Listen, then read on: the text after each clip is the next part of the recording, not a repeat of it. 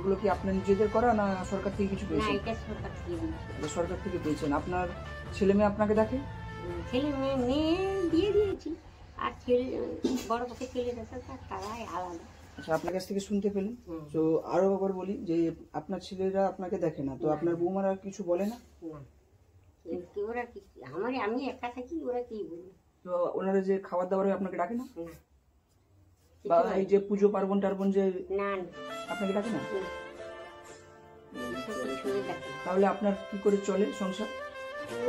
কাজকর্ম করতে পারছি, এক বছর ধরে কাজকর্ম করতে পারিনি। এছাড়া বাইরে লোকের উপর কাজ করছি। বাইরের লোকের বাড়িতে কি কাজ করতে?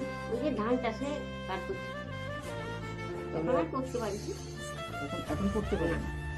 এখন তো মানে ধান টান কাটতে তো হবে, ওকে কাজ করতে হবে, সেটাও পারি না। তাহলে আপনার সংসারটা কিরকম চলতো?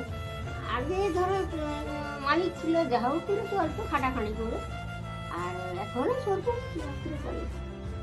তো আপনি বলছেন কাজকর্ম তেমন ভাবে করতেন না, তো আপনার সংসার চলে যেত?